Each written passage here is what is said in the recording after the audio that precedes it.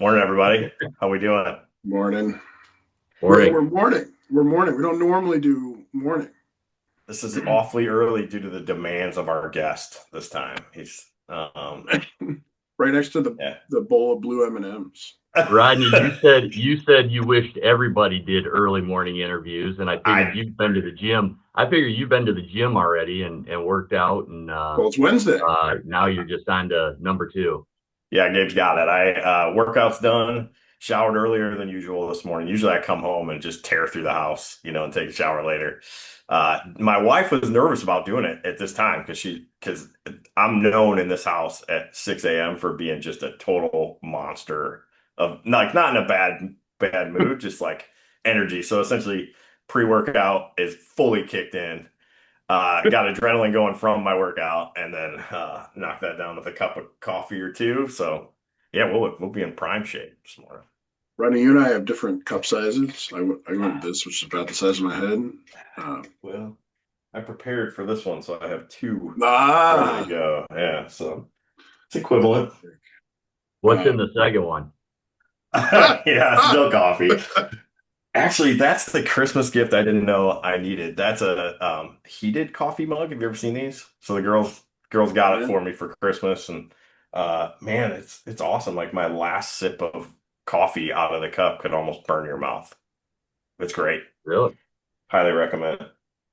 Yeah, and I go opposite. Like the reason I have this mug, and I don't know if you can hear it. There's Uh-huh. ice in there. So it's Iced like coffee. single digits here this morning, but I'm iced coffee year round. That's crazy. So this is like regular drip coffee in ice ish. No, it's Okay. so, man, I've done so many different versions of it, but it's cold brew. What we get Okay. now are these little frozen concentrates of coffee Hmm. because they take up way less space, and so then you stick them in the fridge the night before, and so they're ready to go. And so I dump two or three of those in, fill with water and ice, good to go. Um, Hmm. Yeah, I used to brew my own for a long time. Um, when I was working from home really consistently, I would do that.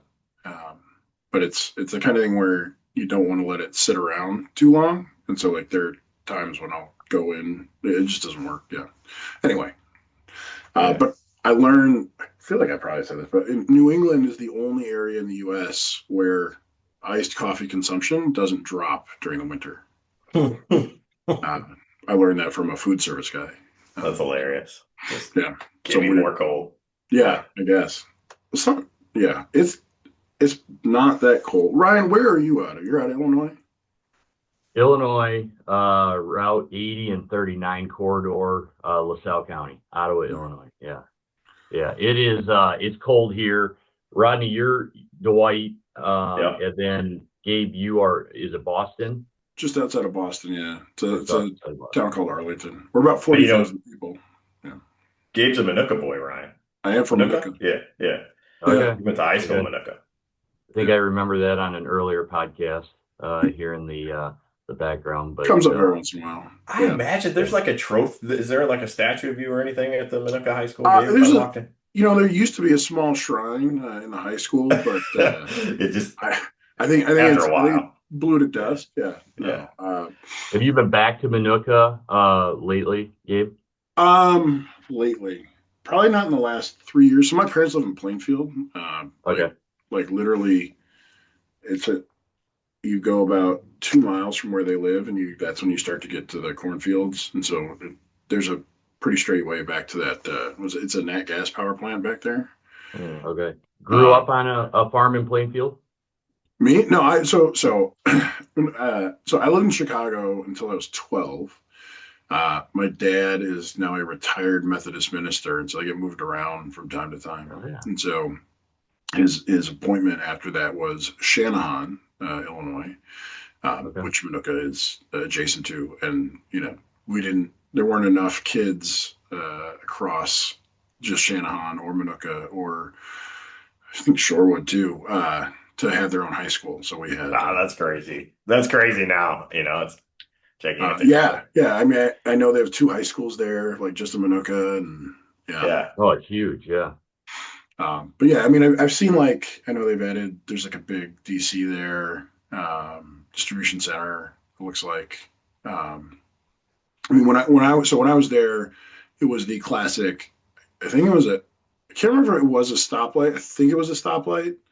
Kind of the right when you're coming off of 80 and you head south into town. There was a stoplight, but that was it. Like Yeah. everything else was stop signs or nothing. Probably put in by that gas station, right? Isn't there like a gigantic There was Love's or TA well, there? so yeah, it's the stoplight you'd hit a little bit further south. So it was before that. So that wasn't Got that. it. Got So it. I mean, the big news when I was in high school was when the Wendy's changed over. Yeah, I think it was a.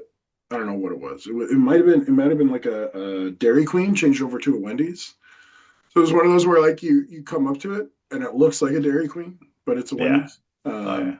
But I That's remember people awesome. talking about they gave out one raise. I don't know if it was like every month or quarter or 6 months or something. And so the high schoolers were like, "Oh, who got the 10 cent raise?" Because somebody would get a 10 cent raise. Everybody else is getting a nickel kind of thing. I'm looking Nice. real old right now. What was I minimum wage when you were there, Gabe? I was 375. Really? So I remember 275. I don't remember 275. Were you a server? Did you work in a restaurant? No, no, this is Dairy Queen, actually. Dairy Queen boy here. I think they just lied to you. It might have been, oh, I know it said 275, but it might have been like when I started, it had just switched to 325. I think Maybe it it went was up pretty quick 325. after Maybe it that. was Yeah. 325. Yeah. I worked at a gas station in Shorewood, and so I was actually just home at my parents' not this past weekend, but 2 weekends ago. Um, and we drove by. I worked at a gas station for 3 years. All every Sunday, I was working at the gas Hmm. station. Never saw a Super Bowl while I was in high school because I was working. That was funny.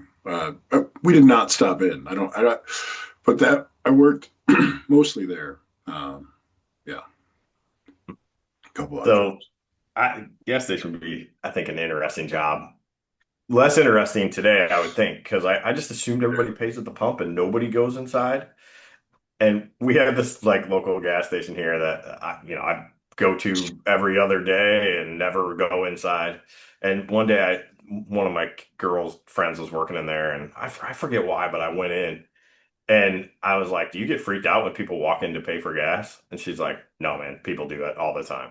I was like, "I would have thought everybody paid at the pump." She's like, "No, people come in to talk. They want to talk. I must talk enough throughout the day. I don't need to talk to my gas station person." People want to talk. That was not. Oh, man, I got. I don't know what the word is. Whatever. So one time I'm working the register. Guy comes in, asks for change for a 20 or something, and there's some sort of hustle where you ask for change in different ways. Basically, you Mhm. end up with more money than you had going in.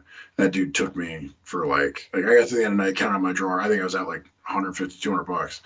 I was like, what the hell? Like, and I didn't even remember that guy had come in. I was like, oh, you know, and being a minimum wage job with a lot of cash, like there's cameras everywhere, and so they Sure. went back and they go, oh yeah, that guy like did that. Man, I felt like just a giant moron. So I felt like just such an idiot. And Um, then went on to graduate from Harvard. Like yeah, that's a turns few good out stuff. you They can can be make a real movie out of dumb. You can be real dumb and graduate from high that. I can just Rounders. imagine the story arc out of that. Like it starts off Gabe getting hosed out of 200 bucks. school. Next thing you know, he's in charge of cargo risk management or some stuff. Yeah, yeah. Yeah. Sorry, So, I got a little bit. Ryan Leifheit, welcome to the show, man. Thanks for coming on. I was kidding about the demands, but I will say, we've been talking about getting Ryan on here for months. He is the best crop insurance agent that I've ever worked with. Me and Ryan have been sharing kind of customer interest for 20 years now, so knowing each other a long time. But I thought it was funny. I was like, hey, I want to get you on, but I want to wait until crop insurance is more relevant, more front of people's mind or whatever. We talked about doing it this October, but yields were gigantic, so there wasn't anything to talk about. So anyway, I just called him a couple weeks ago. I was like, "Hey, when can you get on?" And he's like, "Man, I mean, it's crop insurance season, so it's gonna be have to be outside of 8 a.m. to 5 a.m." And I'm like, oh, that's fine. I mean, you don't think there's any time between now and, whenever. And he's like, no, man, it's crop insurance season. This is what I do. So so Ryan, thank you for taking the time out of your Super Bowl. I know you crop insurance guys only work two months out of the year. So, Yeah, it's tough to get you on yeah, here at this time of year. yeah. No, I appreciate being on and love listening to the podcast you guys do. So this is great. Yeah, thanks. Yeah, Ryan is a listener. He calls to tell me when I say something wrong regarding crop insurance and gives us feedback. So appreciate I that. think I have referenced the show twice. There was a crop insurance conversation you guys had on a podcast, and it was a put versus a call conversation. And then the other one jumped out at me was the LED lightning bug conversation that I think I heard. I was listening early in the morning, and I'm like, what was he just talking about? And It's an appropriate so I reaction. had yeah, I had to text and I'm Googling and finding out, I wrote a thesis on my beliefs and disbeliefs on LED lightning bug technology and look forward to discussing that with you guys. Hey, this is going to be like one of those Mandela effects where when I bring it to your attention in July, you're going to be like, I can't believe I never noticed this before. I'm sure Yeah. that's going to be the case. Now I haven't heard any of my customers reference the LED lightning bug, so I'm hoping some of your listenership, I don't know how broad your guys' listenership is, but maybe somebody will, the secret password is LED lightning bug, LED and I'll know they're a yeah. listener. Somebody will lean up to you in the grocery store and they'll just whisper in Yeah. your ear, I LED gotta lighting. get that. I gotta get that website locked down for sure. That's going to be big. Wait, Rodney, can you just duck out of the camera view for a second? I just want people to Oh, see that like makes me nervous. Yeah. look, no, all the way. You're still in the way. Oh, out? Like completely out. Look at this. All right. So if you can't see what's going on right now, Rodney has moved where he records, and it looks like he's set up for a president's fireside chat. He's gonna open a book and read us a story. Like I don't know what's going on, but it is. I mean it is a classic tableau you've got going there, Why which I don't you didn't have a see when fire? you moved. Why don't you have a fire going this morning, Rodney? Well, so good question. This room is really small, and I shut the door because the rest of my family's asleep. And if I turn that fireplace on, it turns into a sauna here in 5 seconds. So normally during the day, especially like when it's this cold, I have it on. But boy, if that door's shut, no chance. Gabe, I'm glad you noticed, man. Yeah, I'm in the middle of a remodel to my office here, trying to make it a big boy office. Is what I call it. So my sister, Jen, she's a big listener, although I don't think she has any idea what we talk about, but she listens every week. She's helping me out, so expect more changes. Man, I'm not going to show you the rest of my office. It is not. It's not great. I mean, I talked about the mattress going on fire, right? Like starting to No, smoke and all that. I no, have not talked about this. no. Oh man. So this happened. It's because it happened over the holidays. Oh, this is great. So I mean, it's fine now. So uh, it's middle of the day on like a Saturday or something. And it's not super cold yet, but so my older kid Ellie, they're like, "Hey, I think I smell something like gas, something in the house, right?" I'm like, "Okay." But I'm like, "You don't." Well, actually, my reaction is, "You don't smell gas," but fine. I'm gonna get up and walk around. So, I walk around the house and I don't smell gas, but I smell something smells weird. And I was like, "Hey, I agree with you that there's some weird smell." I was like, "I don't know what it is or where it's coming from, but like, yeah, something's going on."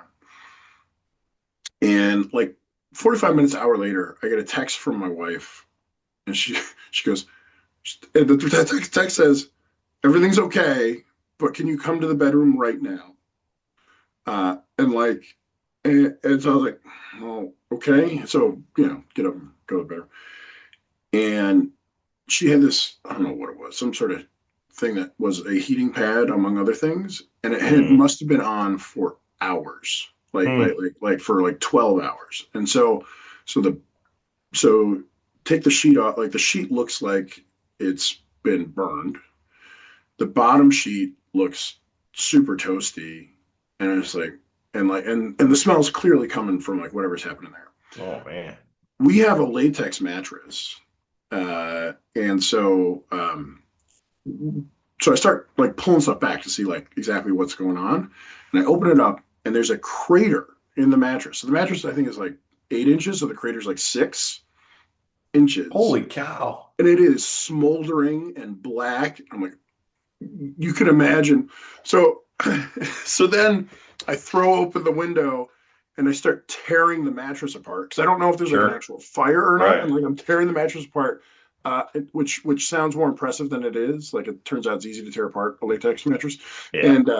and throwing pieces out the It's like window. when you say latex, this is like foam, right? It's like a latex foam. Yeah, Yeah, right. yeah, Yeah. yeah. You know, All right. So you're it's some hippie shredding it. all Gabe, organic.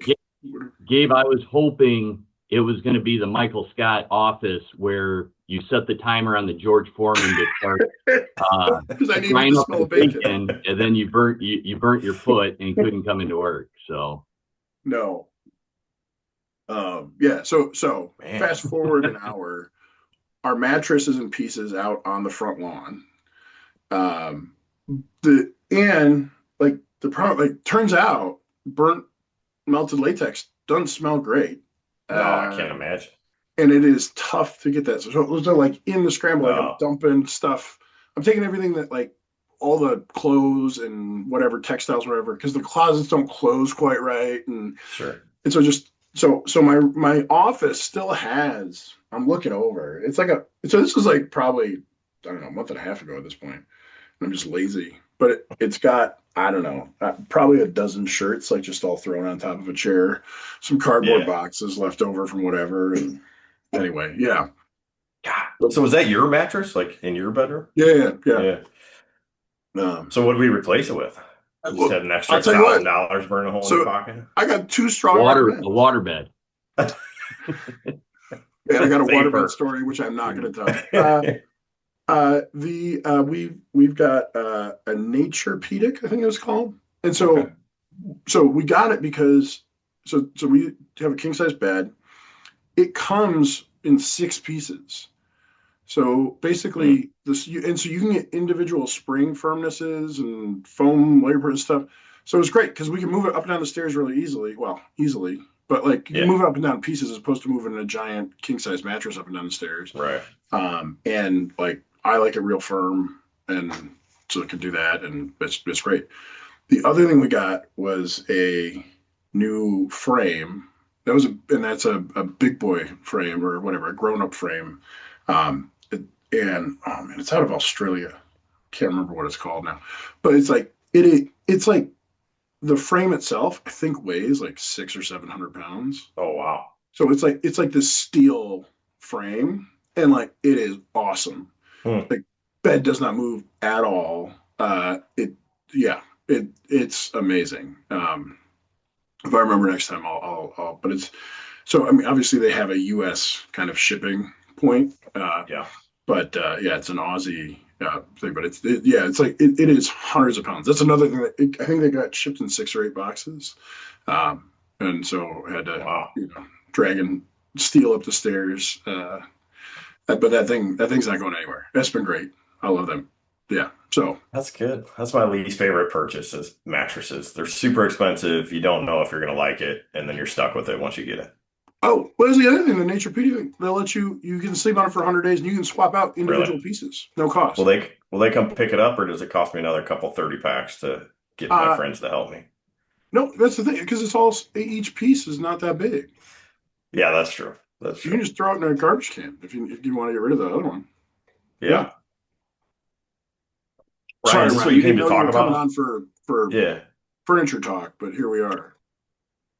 So, Love it. Ryan, we can take this any direction you want. We can continue to talk about mattresses. I have some thoughts on fire extinguishers that's relevant here, or we can like cruise into what you told me was the big beautiful bill was the biggest gift to the farmer in the world, or something like that. You said, I I have joked that a crop insurance guy waits his whole career for a year like mm, this, where the stars align and we get to be the delivery folks for positive messaging in the ag sector.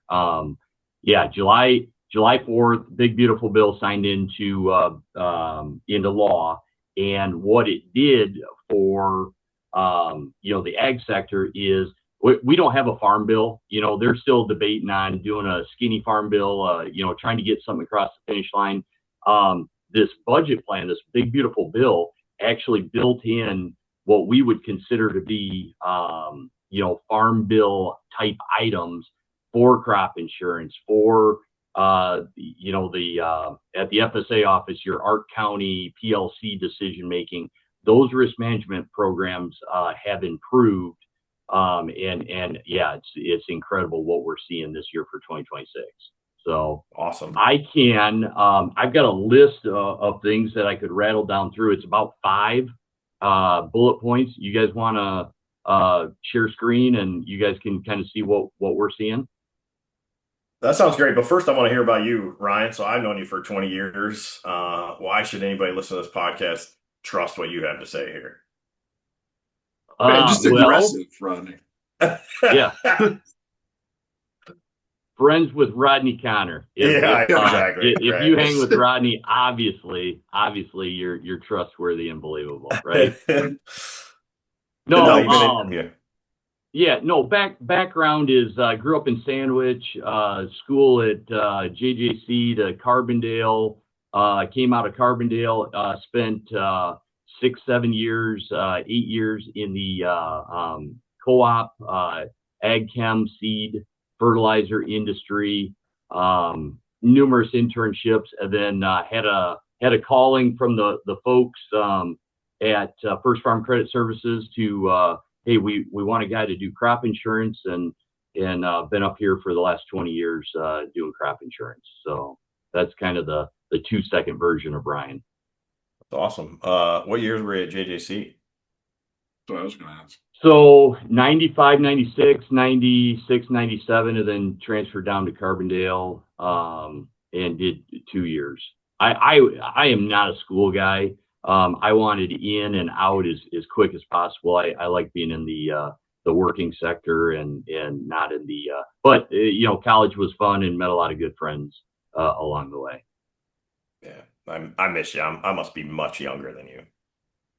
I thought we've talked about this. Yeah. I'm gonna be turning 50 this year. Okay. And you what are you, 29? 46. I just turned 46 last Monday. I knew you were. Yeah. I knew you were a little younger. Younger and wiser. So yeah. Did you do the JJC? Did you do the JJC route or? Yeah, I did JJC to Columbia. College, not university. There's a big difference in admission hurdles. You and I have talked. You went on. You're a coding computer nerd, right? Man, so one of my favorite things when I was working at Cargill, everybody at Cargill at the time was like a land grant university grad, right? Like from different states. And I take these customers into a Bulls game one time, just messing around. They were good customers. I worked with them forever. And actually, I'm working with them still today. And we were heading into the city, and the guy was like, "Oh, man, I just hate coming to Chicago or whatever." And I go, "I love, going to the city." And he's like, "What? Why? Why would you know anything about the city?" I go, "Well, I went to school up here." And he looked at me like there was 3 of me, and he goes, "Where did you go to school for agriculture in Chicago?" And I go, "Man, I went to school to make video games." And there was like this terrifying moment where he's like, "Oh, I trust this guy way too much with what's going on in my thing." So anyway, short story there. My original plan was a coder that can talk logically and have a conversation with you. That's why everybody loves Rodney. That's funny. Smart and he can communicate. I can understand what you're saying, Rodney. Man, I hope my wife listens to this podcast for sure. So 20 years in crop insurance, Ryan. Many changes to crop insurance over those 20 years. I mean, what kind of evolution you see? I would not want to be. I'm glad I'm in the position that I am right now because we just had a guy that did 32 years in the crop insurance industry, and he just retired last spring, last April, and he and I both talked, and it's like, man, I wouldn't want to be a young person coming in with all the changes and figuring out all the math and how it applies and all the rules and regulations that we've got. There have been changes. Insurance should be boring, uneventful, but yeah, no, there's been massive changes throughout the years that crop insurance has not been stagnant. They've been improving the programs, making additions. Yeah, there lots of changes have happened over the 20-year period. I remember when I first started, this is just a quick example, biotech yield endorsement discount. It was like 2009, 2010. If you planted the BT corn, rootworm corn, and you had to bring your seed bag. We had to collect seed bag Literal tickets. bags. Oh, We had to write up the tickets.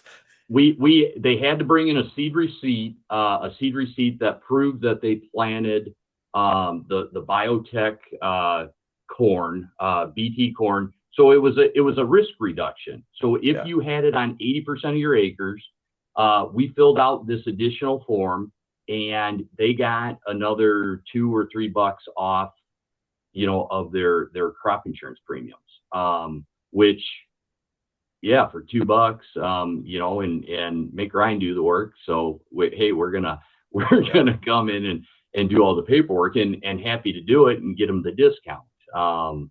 Yeah, so no, it's been crazy on all the things that have come in and changed over the years. So yeah, so Well, I was gonna say my last touch with crop insurance in any real depth was Cargill was working with Farm Credit a yeah, while back, and man, I can tell you what it looked like right then, but I know it's way different now. But even learning then, like all the nuances and everything, we had put in a program. I think it was with crop insurance and tied to your farm loan. I think is what it was. Some sort of wrap in there, and we weren't. And like the language we were allowed to use was like really like we couldn't say it was like a rebate, and I don't know. There were probably 8 other words we used to talk about it. rebate, yeah. But it was Rebating is a bad word in crop insurance. So yeah, you, yeah. you Well, don't want it. I'm curious if it's still like a you know socialist offering where it's like it's pushed down from the government. Here's the pricing. Like this is the way it works, and you can't mess with the pricing at all. Or is it been more privatized at this point? That's one of the things I'll be keen to better understand. But that was one of the surprising things to me. It was my first, I would say, in-depth engagement with like something like that, where it wasn't direct. It didn't feel like it was directly because somebody like you was bringing it to the door to the farmer, but it's actually ultimately backed by a federal government, offer, and so like Mm-hmm. that's really where it's all that drove the core structure of it. Mm-hmm. And so again, we were trying to play on the very margins of things, and there wasn't really a lot of differentiation. So like, other than an agent themselves being able to come out, well, I will say, so when I talk to farmers, they talk a lot about the agent because you worry about who's going to give you your adjustment. That was the big exactly. differentiator. Yeah. I would guess with the complexity and the evolution, there's probably more value than just being a guy that's given a better adjustment at this point. So I'm keen to learn about that evolution. Uh, yeah. Yeah, no, our the crop insurance industry is government based. We work with 4 or 5 different, I'll call them AIPs, approved insurance providers, that they're the ones who actually hold the crop insurance. We're just sub agents for these providers, companies like Great American, Rain and Hail, NEU, Farmers Mutual, Agrisampo. There's about 16 or 17 of them. There's been folks that have come and gone. I can't remember, was Cargill an AIP at one point? No. So No, they were not. NAU. Yeah, so Monsanto was in and out at one point, and John Deere was in and out at one point.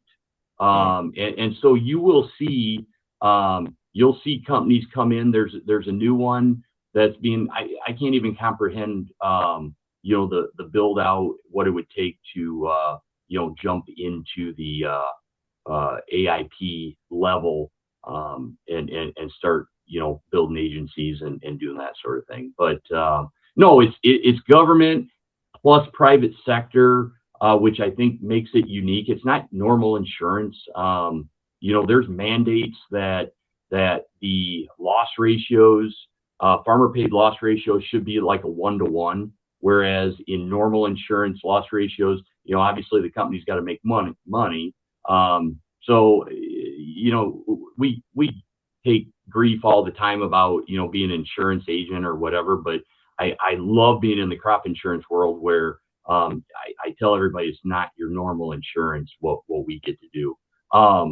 Rodney, a mutual friend of ours, acquaintance of ours, he had a conversation. He's actually on the homes, auto, side of the insurance world, and he goes, man, I envy. You're actually rooting, meaning us on the crop insurance side.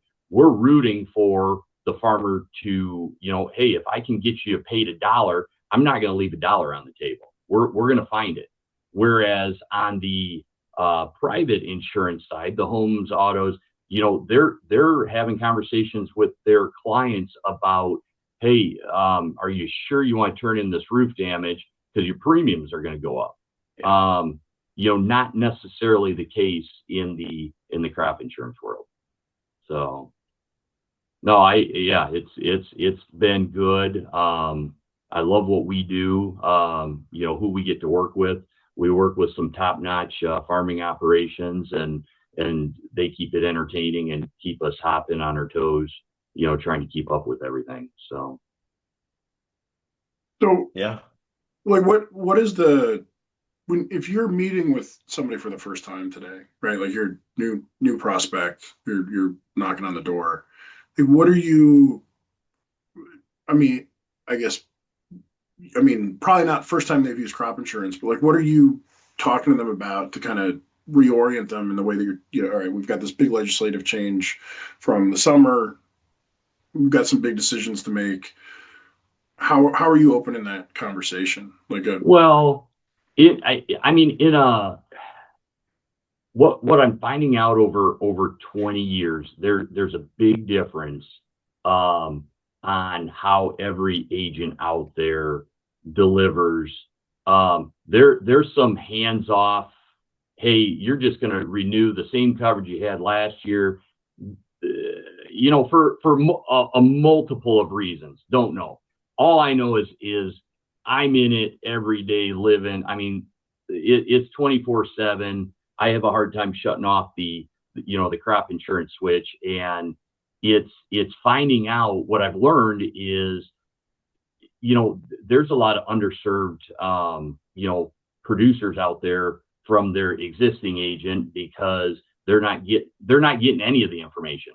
They're not getting any of the information on their own policies, let alone, all of the new fun, cool stuff that's coming out of this, new One Big Beautiful Bill Act. And Gabe, I gotta pause right here and tell you, I see your Star Wars stuff in the back, and tell me if you like this reference to the One Big Beautiful Bill. Farm Doc was calling it OB3. And I just thought it had a Star Wars reference, and so if we sound just like a cyborg or something. Yeah, we can stop calling it the One Big Beautiful Bill, and we'll just call it OB3 from this point forward. That's awesome. Yeah. Why do they call it OB3, Ryan? One Big Beautiful Bill. Oh, they're okay. So they're trying to do the acronym BW3. Yeah, BW thing. BW, yeah. Okay, cool. Yeah. All right. All right. Great. I'm on board. It's a droid. You had me. Don't.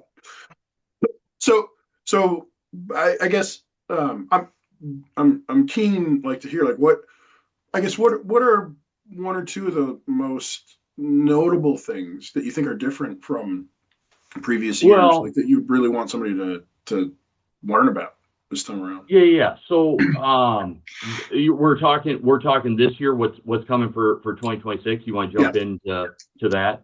Yeah.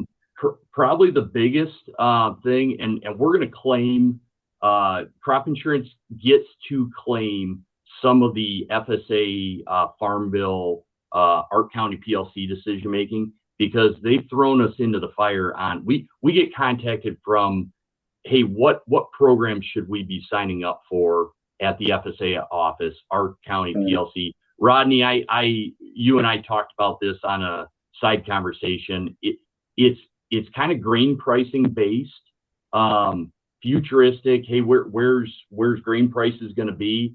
And I'm always looking for grain brain thinking on. But anyways, we claim some of that because out of the over the years, they've just been shoving folks our way to, hey, go talk to your crop insurance agent, and he or she will. That's the FSA office is sending them your way. FSA, right. Yeah, FSA. So when you say you claim some of it, what you like? Do you get a cut of that? Do you write that stuff, or no? Like holding hands with the FSA office? Well, yeah, no hand holding or anything like that. Right, it's okay. So out of some of the farm program ad hoc disaster programs that they've come up with, it ties directly back to crop insurance yields, guarantees, claims, that sort of thing. So I guess what I'm suggesting is one of the provisions out of the One Big Beautiful Bill, they came out and said, hey, for the 25 calculation, that guys will get a potentially a payment this coming October. They went back in and they said they increased reference prices, that the guarantees for Ark County PLC got much better. And then the other big benefit is guys agonized on hey, should I take Ark County or PLC? A year ago at this time, they went back in and said, doesn't matter, we're going to pay you the higher of the two calculations no matter what. You've heard that one, right? Yes. And when you say 2025, you're talking about the crop that's in the bin right now, right? Done. Yes. Yeah. So we grew the 25 crop, and then Ark County and PLC starts a pricing mechanism starting September of 25, and it's a 12-month cash average, goes all the way until the end of August of 26. So it's stored grain cash price, national average. So it takes into account everybody across the nation, everybody's basis, and it's higher. It's weighted for bigger delivery months, and then they come up with this crazy market year average. Yeah, the market year average is fun. We can talk about that. Yeah. Okay. Yeah. So, hey, just so I understand from the grain perspective, so it sounds to me like the crop insurance. So this is, your bread and butter is kind of covers that farmer ahead of time, right? From February price discovery to October. And then traditionally, I've always said, hey, October 31st, like your crop insurance coverage is over, right? That we talked about, gone. Yep. But what you're saying is this ARC or PLC covers from then through the next August, essentially, right? That whole crop marketing year while it's in the bin, or potentially in the bin. Yeah. Yep. Cool. You're going into the FSA and you're selecting every year. You're making a decision. Do I want Ark County? Do I want PLC? Two different options.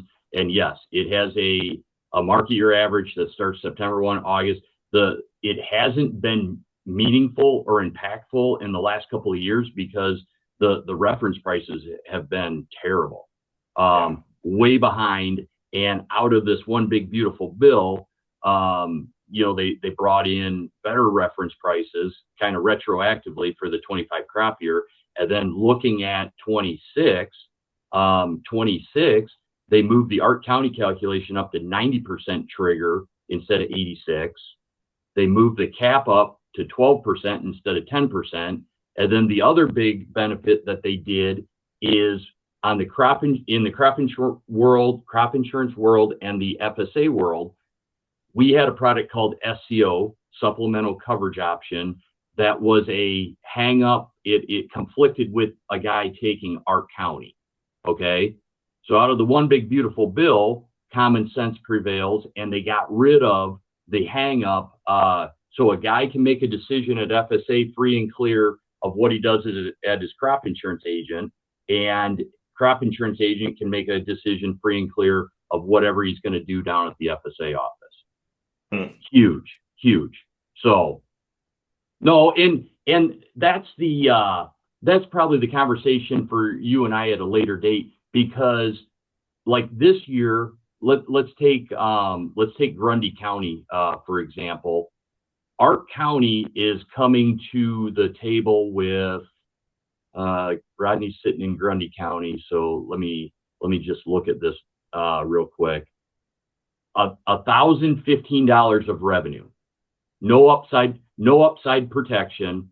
So the crop insurance on our side, if the price goes higher in October, we're going to recalculate the revenue guarantee with the higher price. Okay, we love that.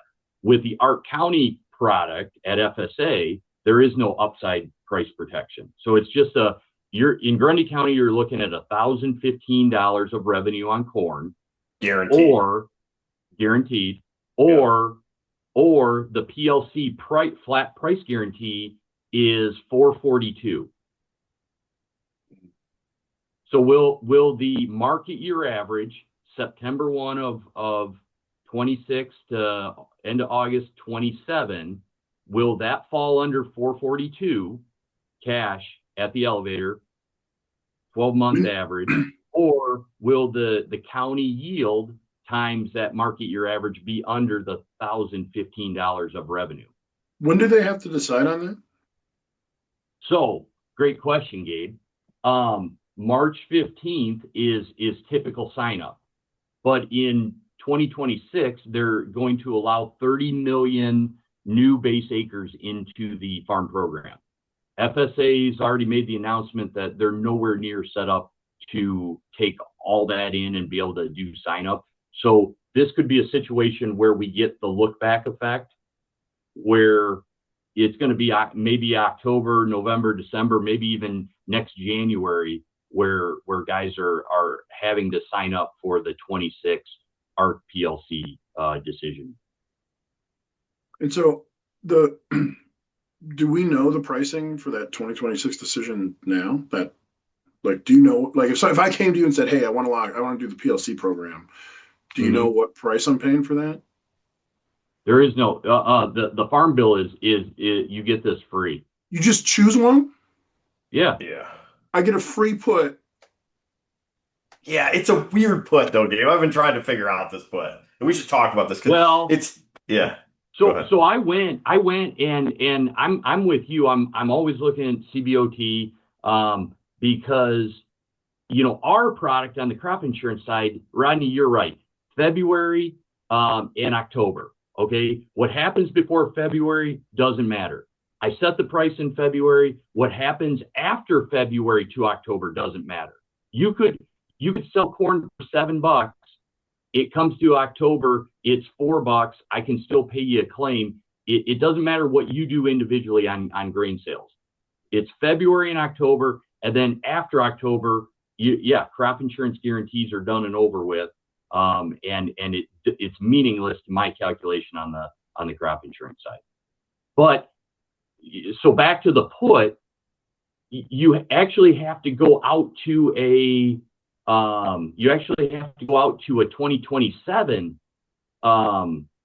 pricing to, and I looked at that, and I want to say it was like 5 cents or I mean it was dirt cheap to get a 442 put out to the end of August 2027. 2027. Right.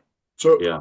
Okay, so I want to make sure I'm going to ask for my simple brain that we limit this part of the discussion to the PLC program. That's the 442 price lock-in, right? Yeah. Okay. So how are they calculating the payout on the if you get paid versus 442? What pricing window are they looking at?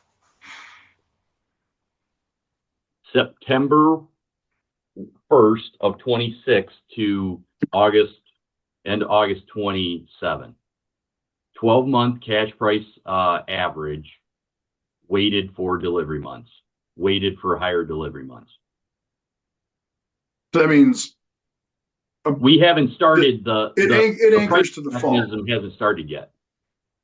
No, Right, it does no. not anchor to the fall.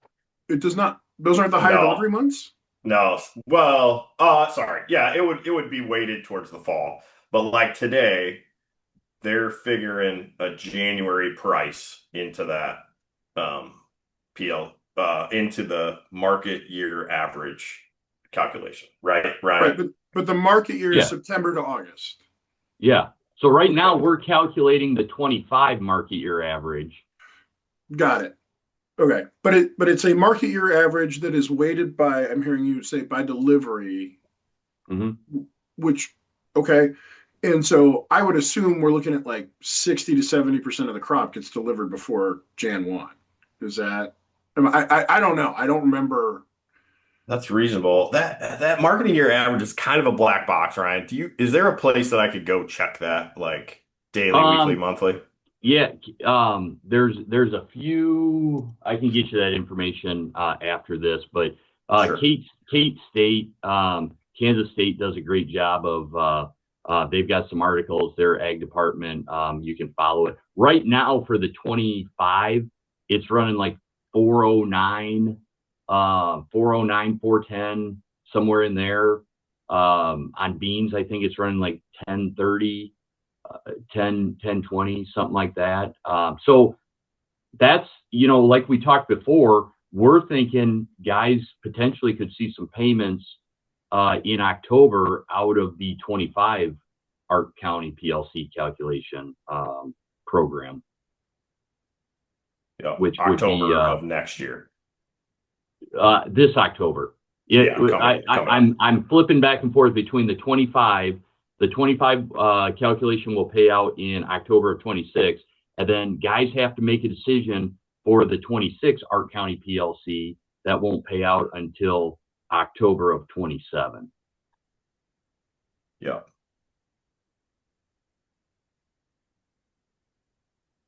So The Gabe, thousand. yeah. Go Go ahead. ahead.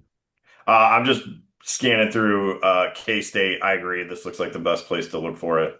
The government shutdown affected collection of those prices, which is probably annoying. Their last, yeah, I can't find their last update, but yeah, I agree. I think it's in that 409 range. And also, Gabe, I agree that it's probably something like 60% of the crop before the end of the year, right? So it is weighted towards that, which is Mm-hmm. interesting. But I mean, yeah, it so Ryan, the reason I'm asking all these questions, right, is I'm just going to say all how I'm hearing it, which Yeah. is I'm guaranteed a price of 442 Mm-hmm. against this market average, which is a weighted average calculated between September 26 through August 27. It's Mm-hmm. weighted by delivery. So basically, the first 3-4 months are probably going to lock in about half of that. And we're going to need some pretty big moves after that to drive it off of wherever it is. That just, from a math perspective, right? Mm-hmm. And so how does the payout work? So let's pretend we get to August and the average is, for simple math, 440. Okay, so there's a 2 cent dip there. What am I getting? Am I getting 2 cents or is it the 442 that's the price It's cents under times your PLC yield times the bushels that you have on okay. your farm bill. All right. So yeah, no, I ran what is it? A 220 APH or not APH, a yield. You're looking at, or no, this would have been with a 204 PLC yield, a 420 price, market year average, you'd get about $45 an acre off a PLC. Assuming average yields, you're saying like that's Well, the PLC is only if the price drops below 442. So at a 420, you would be below the 442. You'd get paid on the on my yield. I get 22 cents on my yield. Yeah. Okay. So Sorry, hey, let's talk yields just for a second. Yeah. Yeah. So these are not planted acres. Be clear, these are not planted acres. These are base acres that are on guys' farm numbers. So I've got an 80-acre farm. The farm number is 10,000. Farm number 10,000. It's an 80-acre field, and I go in there and I will see that I've got 40 acres of corn base and 40 acres of bean base acres. And then the corn has a 180 yield. They're old. They're way behind. It's 20 years, right? Is it up to 20 years on our 50/50 rotation? They're old and we did some analysis. Had a guy, couple of our insureds call up FSA and send those in. You were seeing 170 yields to 204 to the high side. So these aren't the 230, 240 APH. Okay, so it's not what I'm yielding right now or my APH. Yeah. It's this. Okay. Yeah. And you could plant all corn in 26, and if the calculation, it'll pay on the 40 acres of corn base, and you'll get a payment off of beans even though you didn't even plant any corn. Yeah. Right. Okay. So, other than the ARC PLC choice, why would I not choose PLC? Why would I not get into that program? Yeah. So at $1,015 of revenue, I don't want to go down the ARC PLC decision. I'm saying let's just pretend I could either go into PLC or not. Why would I not go into that program if ARC wasn't a choice? Oh yeah. You would automatically feed into it if ARC wasn't a choice. Okay, so I'm not giving up anything else because we need to do it. All right. Everybody gets it. All right. So I'm gonna translate some of this into derivatives here, like because that's what this is. So for me, in my head, is it so you can obviously I don't have the models that I used to have. We would call this a forward start Asian put, is what it is. So I'm locking in. Write that down, Ryan. Write that down. Yeah, how do you spell and it's that? complicated because of the weighted piece of it. And I'm not running at 100% on my derivative remembrance this morning, so I'm not sure how we would incorporate that, but it's definitely not a problem, right? We would figure out what we thought average yields were or average delivery timing was and do that. So there's no September options, which would be the August expiration listed currently. So you can't, the futures are there, but they haven't opened up the options yet. So I grabbed a DEES 440, which for now should get us close enough for what we're talking about. And so I've got that around, I wrote 24 cents. Probably to buy a DEES 440 put right now costs you about 24 cents. So DEES of 27. DEES of 27, yeah. That's right. And so that's a regular, just straight up 440 put in DEES. Now, I have done this long enough that I know that a regular Asian put, if we did this just a straight up, not a forward start or anything, it's going to be 2/3 the price of the regular one. So it won't cost me 24, it'll cost me 16. So that's where I start from. Now it gets goofy because I don't start having to count an average until September this year. So that's going to push the price back up a little bit, probably between 16 and 20. And this is the impact because it functions like a regular, because if the market goes down now, you kind of start, and we go lower, it starts averaging down there already. So it behaves like a regular put until the average starts. Does that make sense? Yes, Rob. Pause for 1 second. So let's stick to the 2025 crop, right? That's I gotta go back in time. Okay.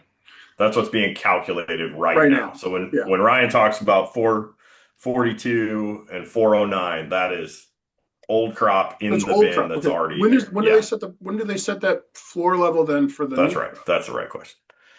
I misunderstood. When does that happen? When do we get the 442 equivalent for next year's crop, Ryan? When do we get? Ask that again. Like when does the government come out and say, "Hey, your 2026 crop PLC price is X"? That is for 2026. They've made that announcement that guys are making decisions they increased the reference prices to 442 will be the PLC reference price for 26, and 1071 for beans. Got it. Those are locked in. Misunderstood. Those are locked in, and that's what guys are making decisions off of. I feel like I need to call timeout here. I heard something better than Rodney did about crop insurance. I just want to make sure that's super clear. Definitely nailed that one. I was paying more attention to Ryan than you, is what I'm going to say. So one more question, and then we'll go back at it. What is the 2025 PLC price?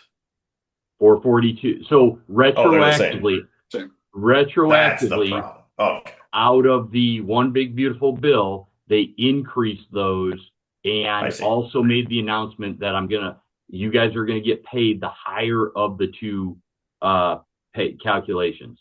So we agonized a year ago. The same conversation that we're having right now. What do we do? We're trying to crystal ball this and speculate, and then they come out with this and say, doesn't matter.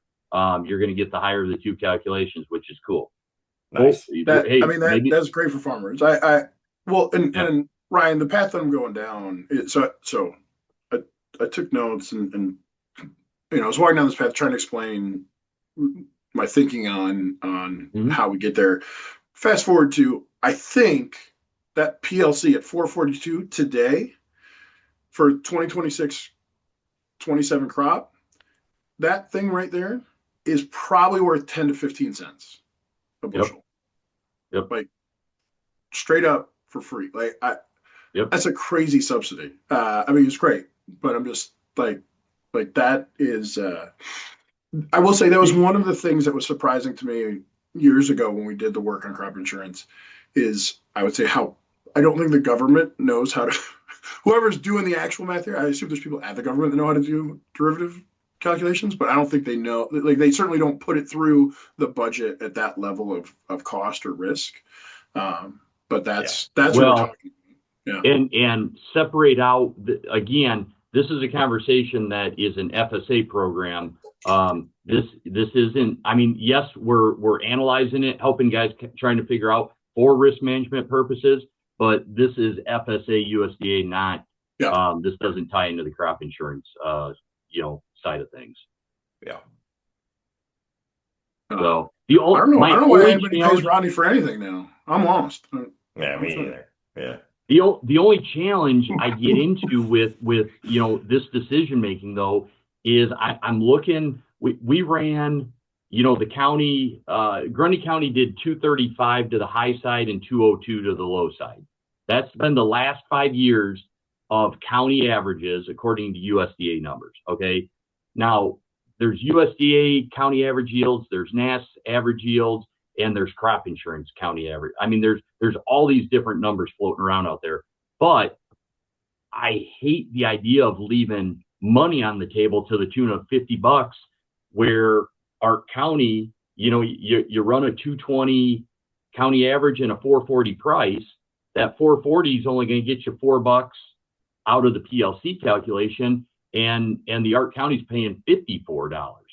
So $50 left on the table, is a big deal on the guys that Rodney and I are talking to.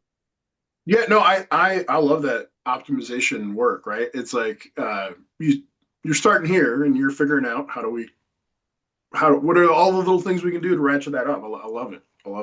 Yep. That's so I guess for most guys on the ARC PLC side, I guess the ARC is just a straight up revenue number for those acres. Yep. Is that using the same base acre math?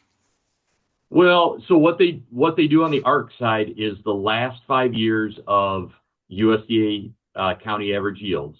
They do an Olympic average. Average. By the way, crop insurance is where I learned about Olympic averages. Talking to farmers, they're dropping that on me. It's the Olympic average. And I'm like, I would love, actually in our 10-year APHs, it would be beneficial if we could do Olympic average instead of the 10-year APH with the trend adjustment. But again, FSA is running the Olympic average where they're kicking out the high, the low, average in the in between three. So the cool thing on Ark County we've got, the last 5 years, we've been at a 453 market year average in 2020. 2021 is $6, 654 in 22, 455 in 2023, and we were 424 in 2024. Okay, so we're getting to use a 453, a $6, and a 455 to come up with an Olympic average 503 price guarantee in that Ark County calculation. So I mean, that 503 is huge. I like that. I've borrowed that Olympic average methodology. I just like it as it's a nice, straightforward way to try to take noise out of an average calculation, especially when you've got a small data set, right? Like a 5-year or a 10-year situation going on. Yeah. Yeah. Guys like the data science guys we've talked to, like Jake, would probably not love that, but it's I think it's a solid method. I like it. Anyway, but so okay. Sorry to take us down that path on the PLC piece. I just wanted No, to. I like it's been a conversation we've been having with lots of guys, and like I said, I wanted to run past some grain experts just to see if there's any future thoughts on where the grain pricing industry is going. I mean, prices have hung in there. I mean, our volatility, we're going to talk about volatility on what we do on the crop insurance side. Our volatility right now is at an all-time low, which they do a calculation for crop insurance premiums. One thing, let me hit on this, and then I'll talk the volatility numbers. Out of the one big beautiful bill that I'm sure most folks have heard by now is we increased the premium assistance. The government increased the premium assistance that they are paying in for guys to be able to use crop insurance as a risk management tool. Okay, so 80%, 75, 80, 85%. Why enterprise units, grouping all the farms together, or optional, keeping all the farms separate, up 3%.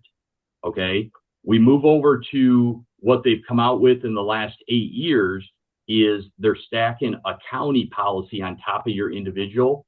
Those products, county-based, moved up all the way to 80% subsidized for the 2026 crop year. So all benefits out of the one big beautiful bill. Now, when you do a year-over-year comparison where APHs are the same, our Fed price is the same, everything's the same, you would typically see about a 9% reduction in like an 80% enterprise unit RP policy, which is kind of common for guys. And then the ECO, the enhanced coverage option that's at the top, triggers at 95%. We're seeing that down like 40, 43% year over year. Okay, huge benefits. Now, I'm going to also bring in the volatility being lower. We're pricing guys, we're from now until March 15th, we're having conversations. We don't know what that volatility is going to be until the last 5 trading days of February. We don't know what the February price is going to be until the end of February. So we're having conversations. We're mindful of where it's trending, where it's at, but we're at historic low volatility, which if you stack that on top of increased subsidy levels, these premiums are just looking phenomenal. Huge. I mean, just really attractive to be able to actually grab more coverage for less dollars than what I spent last year. Yeah. And when you talk about the ECO product, Ryan, is that a private product or that's also part of the regular crop insurance? Yeah. So last year, 2 years ago, without sharing the screen and just kind of conceptually, kind of talking through this, ECO is the county has an expected yield. just like guys have an APH. Okay. Grundy County is expected to do 220 bushel. I get 95% of that. So it's not my 80 or 85. I get 95. And it's revenue based, same revenue calculation that your RP is, but it's on the county, and it's only it's the top 9% band. So they cap it at about $90, $95, $100. That stacks on top of your individual coverage, $850 of coverage that you have individually. Got it. So there's no like double dipping in between. It's nope. Yeah. Right. Nope. No. And here's the thing is, your neighborhood could have, a drought. I could pay you on the RP.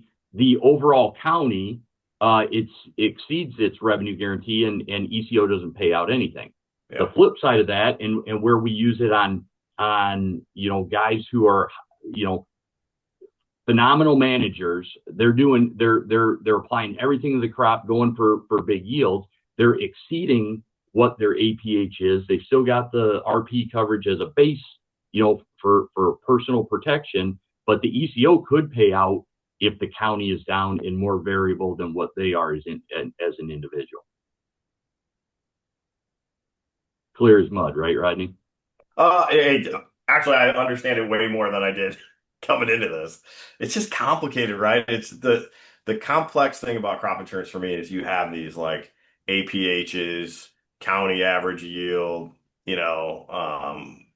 I just like so many versions of that. So the big thing why and where it messes with what you're doing. Okay, so Rodney and my crossover is, I'm sitting down with the guy and I want to know your intended acres. I want to know your share percentage. I've got the APH that I can go in there. I dial it down to, if a guy wants to know his quantifiable guaranteed bushels, I've got that. And Rodney and I have some mutual clients that, I've emailed over, that information to you, for you guys to have further the conversation. Absolutely take the guarantees that crop insurance provides to you and put it into a grain marketing plan. 100%. But not everybody thinks about it that way. Yeah. Not everybody's, not everybody's asking me on, hey, how many bushels do I have guaranteed under my crop insurance policy? No, but it certainly helps my business, right? To be able to have that conversation with the farmer and say, look, man, not that we've said we like the price in the last year, but to have that conversation about ECO doesn't help you because it doesn't guarantee individual bushels. But what I think the trade-off is at 95%, it's phenomenal price protection because they farm in that county. They produce crops in that county that all the conditions, they participate in the conditions, the weather patterns. So if they correlate with what the county's doing, and I get a product that triggers at 95%, you can look at it as enhanced coverage, enhanced coverage, and you get a little bit of price protection in addition to your RP, which is your foundation coverage. So, Rodney, I guess bring those two things together. So when I think about it, like, I guess I don't know where. I mean, so 2026 crop, is it like 470, give or take? 456. 456. Yep. 456 for 450. Okay. He's 26. Okay. So that's not. So it's actually like, I mean, that's kissing up against 442 effectively. Like that's interesting. Hey, so that's a new development, by the way. We were 470. Okay, I'm sorry, that's where my head was. Yeah. Right. So I mean, so I guess if we pop back up 470, 480, $5, will you then have a conversation about like putting on a 480, 440 put spread that like has an early expiration so that way you're covered if the average does head lower? Or are you?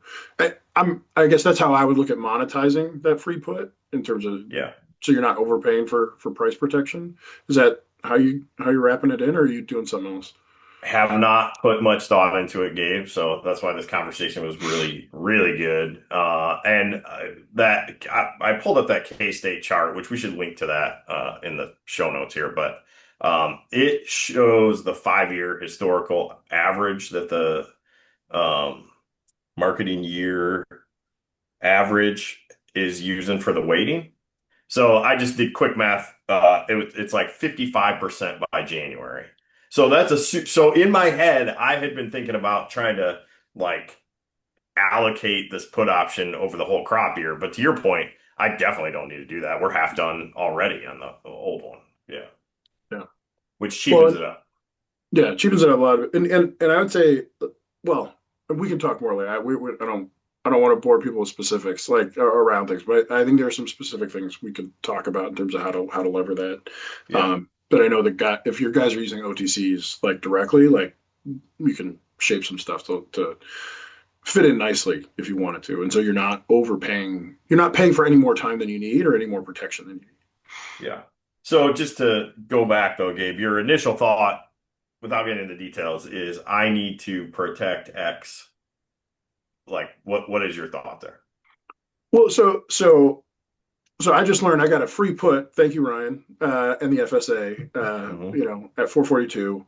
So like that's good news. And so if I want to lever that from a risk management perspective, other than just knowing that I have that, if the market climbs higher, I probably wouldn't bother at this point. But if the market climbed higher, I would buy a put closer to the market, and then I would actually sell a put at that around that 442 level, so that I'm Makes sense. not overpaying. The tricky part, I think, comes in terms of timing and working that out, Sure. and so that I give Rodney a hard time, but I would say that would be a reason that I would want to have a conversation with Rodney as a farmer to work through like what's the actual structure here, because it can get, if you want to be precise about it and be very efficient about your use of capital to manage your risk, like it does take a little bit of work and probably worth talking to somebody about.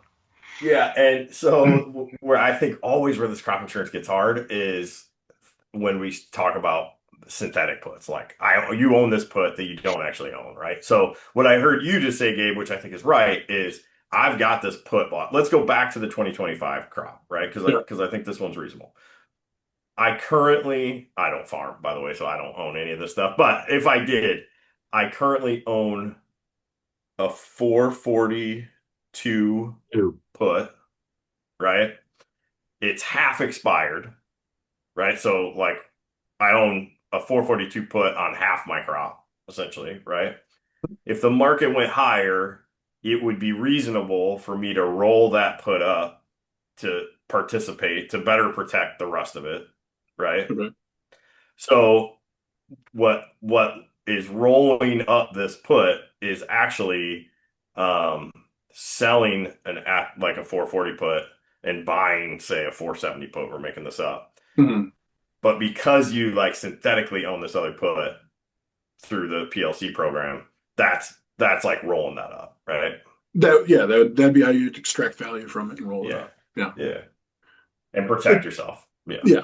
And it's a little tricky See because that's what's fascinating to me and why I wanted to brainstorm this through with you guys, because I think we're going to have producers, when you look at the 26 calculation and you look at, hey, yield times a price scenario, you might have some pushback on, and there's no pushback because they can do whatever the heck they want to do. But I don't want to. When I look at the numbers and play the what if games, yield times price and Ark County triggering more dollars than what PLC is. You got to quantify it or show value out of what you're going to do for them on the put side or the PLC side would be Yeah. the conversation with them.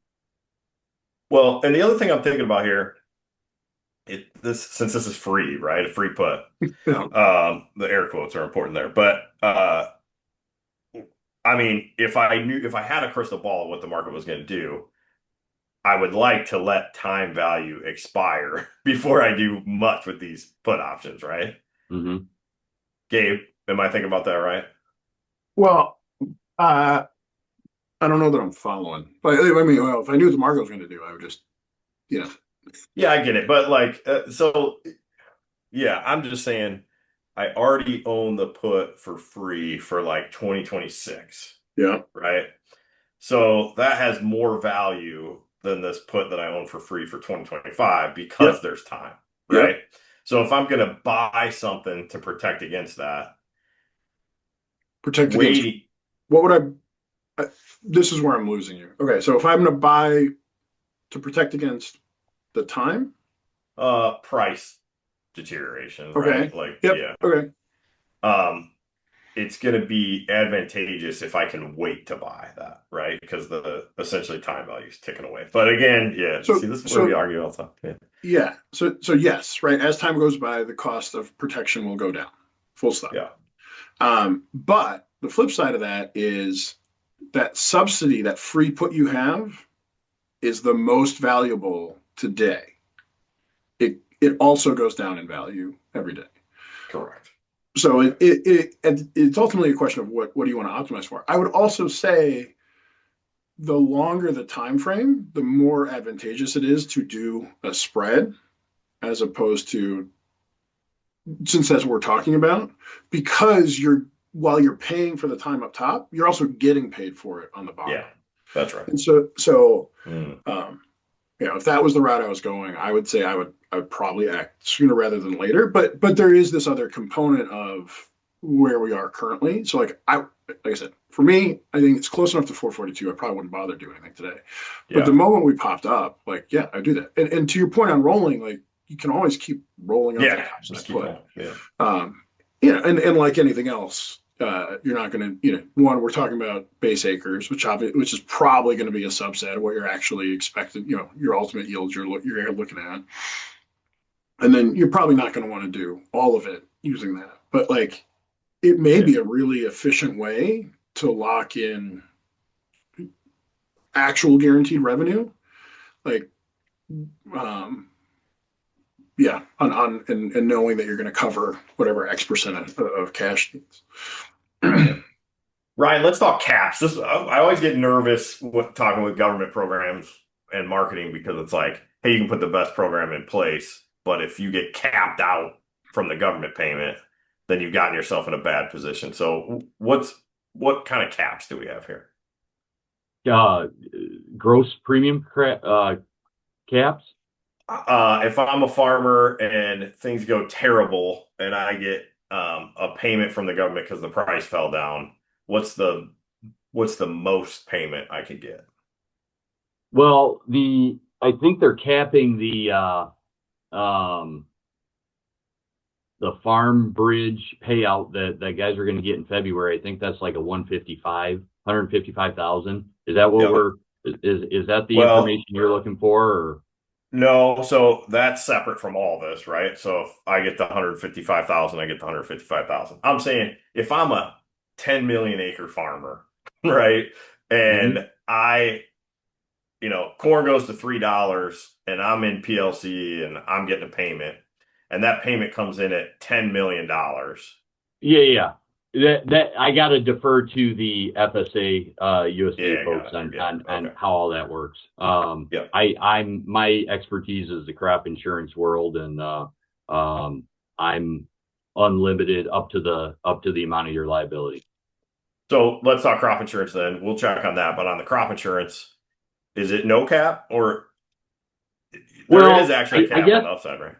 I guess where I was going with the correlation to the grain marketing side. Okay, so I quantify net acres, their APH, 80% coverage.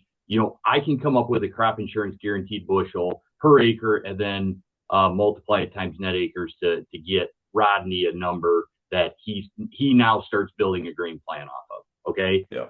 the two things on you know 235 bushel APH, 80% of that's like 188 bushel. Okay.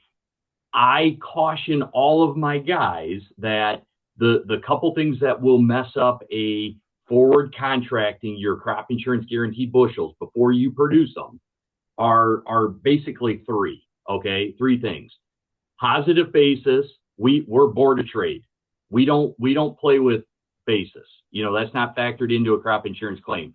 So negative basis, positive basis. I'm board of trade February. I'm board of trade October. That's the world we live in. Prevent plant prior to 2019. You know, we're saying, hey, you could theoretically sell up to your 188 bushel guaranteed bushels.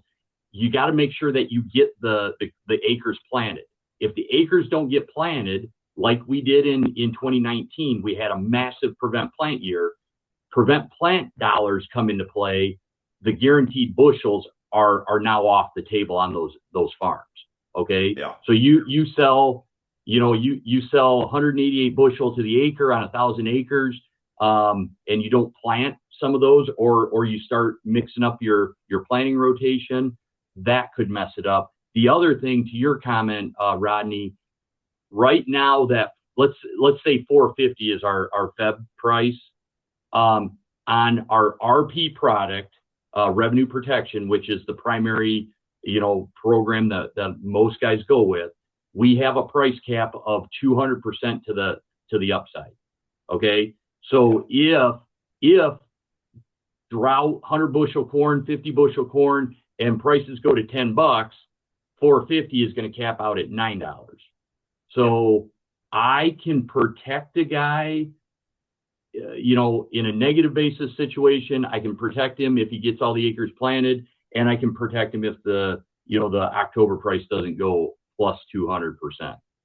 Yeah, makes total sense. That's always the things I'm looking for, because man, in 20 years, just every year you bump up against something that you didn't think would happen, right? Like if I'm out here telling a guy on March 15th, hey dude, you can go sell, 200,000 bushel right now. And then on March 15th or May 15th, he hasn't planted any of it.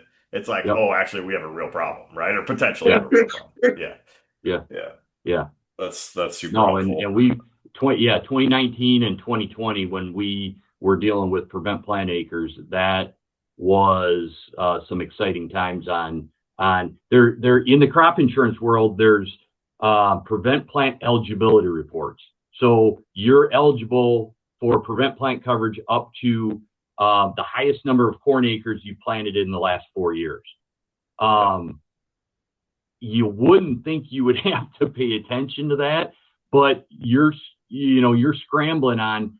There's added land calculations that we were scrambling to make sure, hey, yeah, all this is going to work how we think it's going to work, because I don't want to have that oh crap moment, after it's too late to go out and actually plant a crop. I don't even want to think about 2019 and 2020 anymore. That I got PSD from, those were wild years, just trying to help guys maneuver through what was about to happen. So I was a crop insurance agent for like 2 years, and at the Cargill time, and I realized I don't like crop insurance.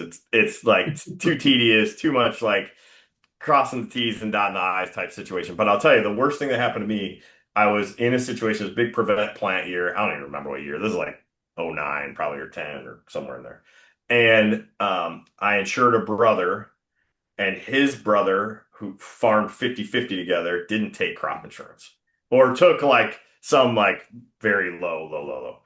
And it was like one of those prevent plant years. And I'm telling the one brother, because I'm his agent, hey, you like get these acres in. It doesn't matter if they don't come up, because the coverage is right. And his brother is like, no chance. I'm not planting this stuff. Like, we're not going to raise a crop. I would be wasting my money. And that's when I found out that on a 50-50 split, you're insuring like 50% of the plant in the field. Mm-hmm. You can't like carve off, acres. Nope. So nope. Those situations scare the crap out of me, man. Just scare the crap. Well, there's so many liability dollars, you can't swag numbers. It's the crap in, crap out methodology, where you have to.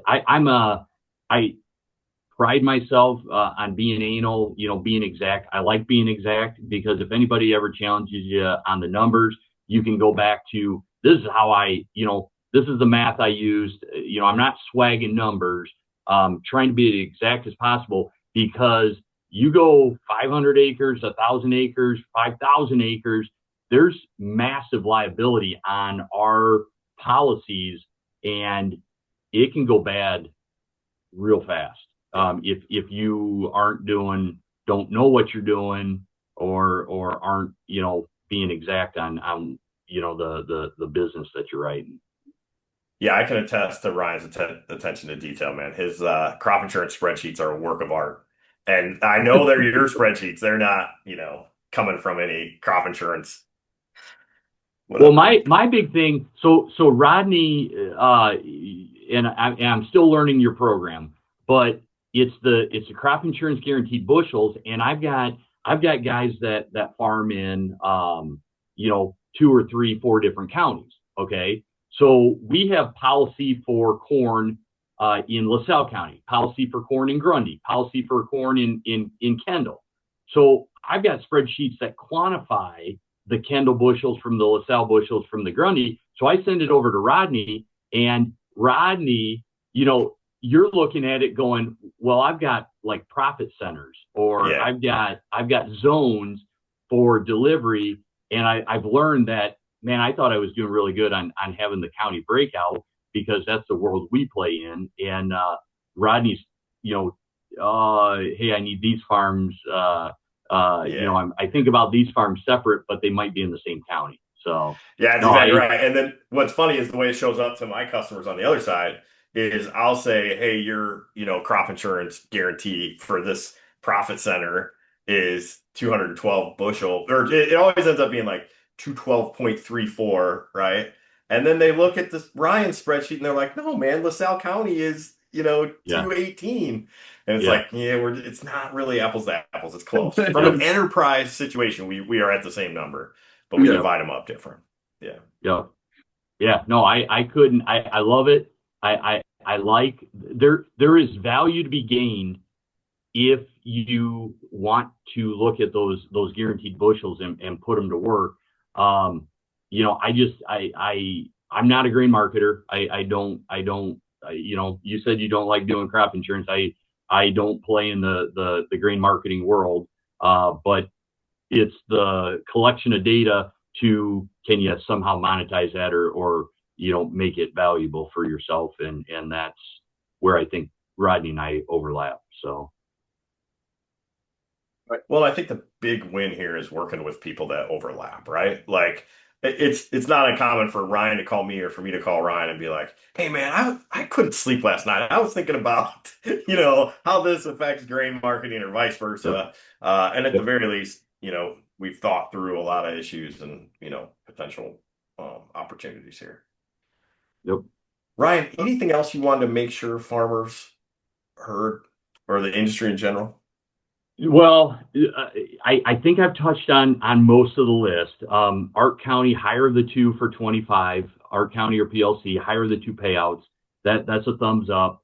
The decoupling of the SCO. I think SCO, and I don't want to confuse the issue. SCO always had the hang up with Ark County. They've done away with that. We feel when you're looking at kind of putting coverage in place this year, we think that the RP 75, 80, 85 with SCO and ECO now is going to be a very cost-effective way to manage risk. SCO wasn't a part of the conversation because of that hang up. They got rid of that under the OB3, Gabe. OB3 got rid of that. Our young beginning farmers, beginning farmer ranchers, out of this OB3, they increased the additional subsidies. Our young guys used to get 10% additional subsidies on top of the already really good subsidies. They expanded that to 10 years and they start them off at 15% additional premium assistance now, and then taper them back until the last 5. They get the original 10%. That's huge. I've been quoting some of our younger guys, and it's like, is this right? It's incredible. It's incredible on the the benefits that they're getting just to kind of get them off the ground the first 10 years of getting to be a row cropper. Key yields, the yields that guys get to use if they're new to a county or beginning farming. Corn went up 16 bushels. So, Rodney, some of the APHs you're going to see come across this year may have went up. I'm updating guys' key yields and trend adjusted yields, and I'm seeing them, pop up 3, 4, 5 bushel, which all that helps the guarantees that guys are seeing. So those are the high level benefits that all came crashing into 2026. And at the same time, the government's still, thinking about making up, programs, ad hoc disaster programs that we may have to deal with, as the year progresses. So, yeah. I was going to throw out, the one thing I learned when it was, I think Jen Kazin did most of the homework. I don't know if you remember Jen, Rodney, but she did all the figuring and then taught the rest of us. But like the one thing I took away from that was the most free money a farmer gets is crop insurance. And so we go have these risk management conversations. But the first question back then that I learned to ask was, do you have crop insurance? Because if you don't have crop insurance, we shouldn't even be talking yet. Like that should always be the first, that needs to basically not be a decision, because you are giving up so much free risk management capital there. And Ryan, I'm just hearing you tell me dollar after dollar getting added to the farmer. And so any farmer who doesn't start there is just literally throwing money away. Even though, even when they're writing a check for crop insurance, it is such a small portion of what they're actually getting. It's insane. And the other piece I'll just throw out there from a behavioral perspective is in these low vol environments, the market lulls people to sleep. And so you may be sitting there, not you guys, but somebody might sit there and go, well, there's not a lot going on. Right. So we're around that I'm not so worried about whatever. The first lesson I learned about markets was the longer and quieter they are, the bigger the moves are once they start happening. And so because it lulls people to sleep. And then when things go, they go big because there's a lot of everything kind of collapses around whatever's happening with those low vol, and everybody wants to put money to work. And so as soon as something looks like it's happening, it escalates a lot faster than in a normal fall environment. So, and I'm going to remind all the farmers and myself here that when you say stuff like that, your high volatility does not mean up. No. I mean, that could happen. We could lull ourselves into $4 corn. That could equal $5 corn. That could equal $3 corn. That's what you're saying. Yeah, exactly. That's right. I always got to remind myself that, Gabe. Thanks to you. Ryan, if a guy wants to get a hold of you, wants to hear more about how you differentiate yourself from other crop insurance agents, what's the best way for them to do that? I am an agent for Compeer Financial. I can give you my email. They can contact you guys. Email is Ryan, RYAN, .Leifheit, LEIFHEIT @Compeer.com. Best way to get a hold of me. Happy to talk with anyone on their crop insurance risk management needs. So, and plenty of 6 a.m. appointments available between now and I'm looking at the clock, and I've got an 8 o'clock that's going to get here, and I'm going to get a knock on the door that my services are required. So good deal. Well, hey man, I appreciate the time. I feel like I have a much better understanding of what's going on the crop insurance side. I'm sure we'll have you back at some point. I just can't wait to hear more about Star Wars and how that impacts crop insurance. Exactly. That was my primary takeaway. Star Wars and LED lightning bugs and anything I'll follow else. up. So. I will follow up. All right. Thank you, gentlemen. Have a great day.